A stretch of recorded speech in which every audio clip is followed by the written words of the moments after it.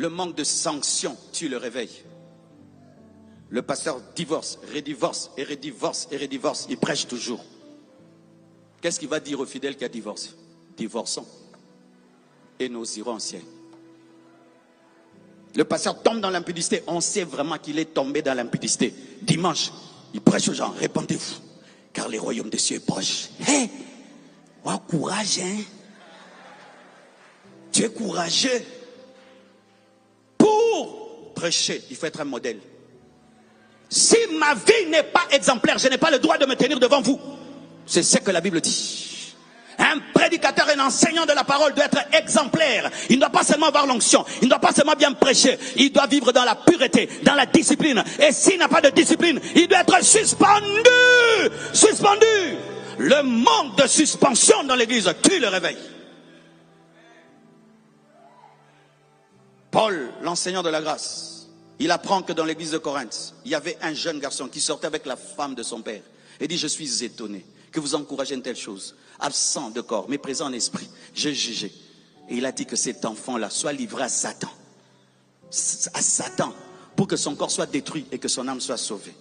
Paul. Maintenant, nous, quand tu es suspendu, tu quittes l'église, tu vas dans une autre église. Tu es venu ici à la compassion, pourquoi? On t'a suspendu ailleurs, tu es venu ici. Hein? Nous te suspendons aussi.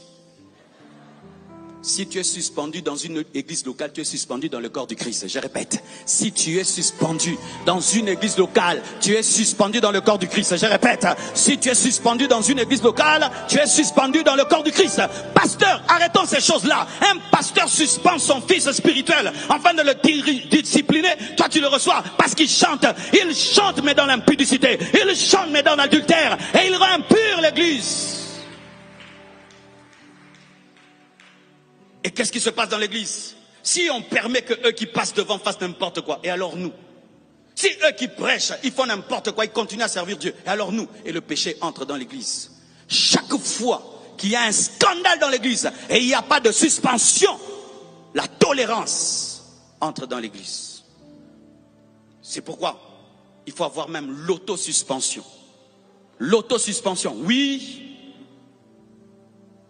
Tu commets une erreur. Avant même qu'on te suspende, tu dis, je m'assieds. Je m'assieds. Je ne peux plus prêcher. Que quelqu'un d'autre continue. Je refuse que ma vie devienne une distraction pour les gens. Et quand tu t'assieds, alors là, tu as rempli la crainte dans l'église.